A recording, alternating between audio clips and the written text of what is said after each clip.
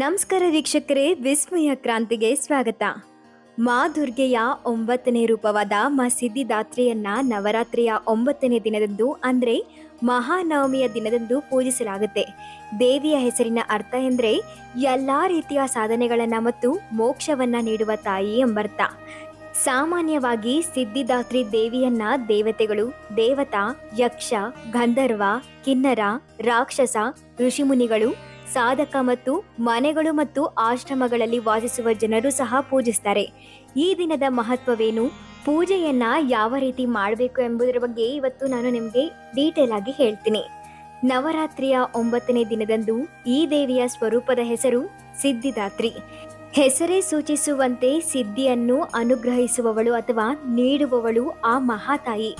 ಮಾರ್ಕಂಡೇಯ ಪುರಾಣದ ಪ್ರಕಾರ ಅಣಿಮ, ಮಹಿಮ, ಗರಿಮ, ಲಘಿಮ, ಪ್ರಾಪ್ತಿ, ಪ್ರಾಕಮ್ಯ, ಈಶ್ವಿತ ಹಾಗೂ ವಶ್ಚಿತ ಹೀಗೆ 8 ಸಿದ್ಧಿಗಳನ್ನು ಹೇಳಲಾಗಿದೆ.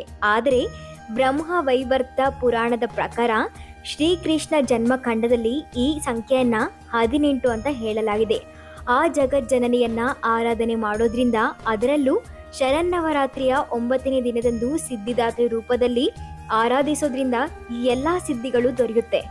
ದೇವಿ ಪುರಾಣದಲ್ಲಿನ ಉಲ್ಲೇಖದ ಪ್ರಕಾರ ಆ ಮಹಾಶಿವನಿಗೆ ಇವಳ ಕೃಪೆಯಿಂದಲೇ ಈ ಎಲ್ಲ ಸಿದ್ಧಿಗಳು ದೊರೆತಿತ್ತು. ಅಷ್ಟೇ ಅಲ್ಲ, ಇವಳ ಅನುಗ್ರಹದಿಂದಲೇ ಶಿವನ ಅರ್ಧ ಶರೀರವು ದೇವಿಯದಾಗಿತ್ತು.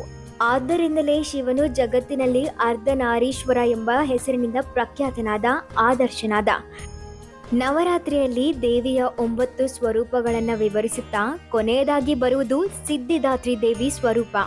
ಉಳಿದ 8 ದಿನಗಳಂತೆ 9ನೇ ದಿನದಂದು ಸಹ ಈ ದೇವಿಯ ಆರಾಧನೆ ಮಾಡೋದ್ರಿಂದ ಆರಾಧಕರು ಲೌಕಿಕ, ಪಾರಮಾರ್ಥಿಕ ಎಲ್ಲ ಬಗೆಯ ಕೋರಿಕೆಗಳು ನೆರವೇರುತ್ತೆ.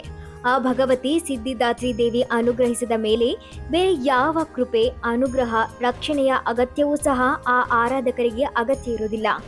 ತಾಯಿ ಸಿದ್ಧಿದಾತ್ರಿ ಕೆಂಪು ಸೀರೆಯುಟ್ಟು ಸಂಪೂರ್ಣವಾಗಿ ಅರಳಿದ ಕಮಲದ ಹೂವಿನ ಮೇಲೆ ಕುಳಿತಿರ್ತಾಳೆ. ಅವಳು ಆಯುಧದೊಂದಿಗೆ 4 ತೋಳುಗಳನ್ನು ಹೊಂದಿರ್ತಾಳೆ.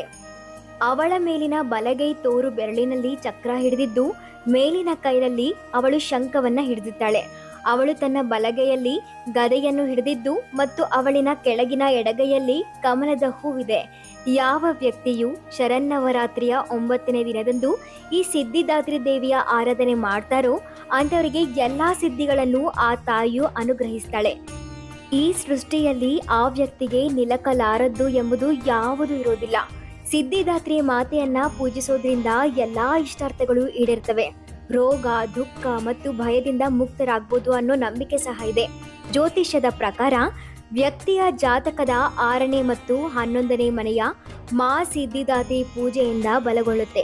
ಹಿಂದೂ ಪುರಾಣಗಳಲ್ಲಿ ಭೂಮಿಯ ಮೇಲೆ ಬೆಳಕು ಅಥವಾ ಜೀವವಿಲ್ಲದಿದ್ದಾಗ ಕತ್ತಲೆಯನ್ನ ಹೋಗಲಾಡಿಸಲು ಈ ಅವತಾರವನ್ನ ತಾಯಿ ತೆಗೆದುಕೊಂಡು ಅನ್ನಲಾಗುತ್ತೆ. ಶತ್ರುಗಳ ನಾಶಕ್ಕೆ ಈ ತಾಯಿಯನ್ನ ಆರಾಧಿಸಬೇಕು ಅಂತ ಹೇಳ್ತಾರೆ.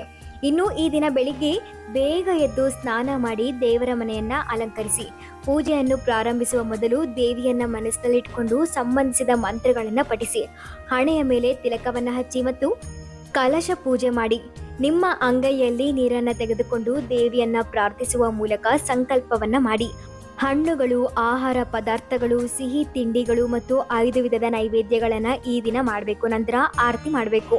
ಸಿದ್ಧಿದಾತ್ರಿಯ ಮುಖ್ಯ ಮಂತ್ರವೇನೆಂದರೆ ಓಂ ದೇವಿ ಸಿದ್ಧಿದಾತ್ರಿಯೇ ನಮಃ.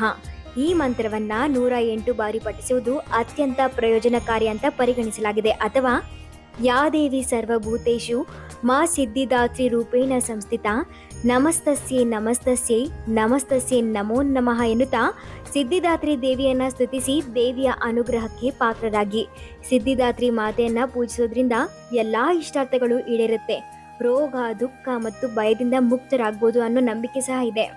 ಇನ್ನು ನಮ್ಮ ಚಾನಲ್ ವಿಸ್ಮಯ ಕ್ರಾಂತಿಗೆ ಯಾರು ಸಬ್ಸ್ಕ್ರೈಬ್ ಆಗಿಲ್ವೋ ಈ ಕೂಡಲೇ ಲೈಕ್ ಮಾಡಿ, ಶೇರ್ ಮಾಡಿ, ಹಾಗೆ ನಮ್ಮ ಚಾನಲ್ಗೆ ಸಬ್ಸ್ಕ್ರೈಬ್ ಮಾಡಿ.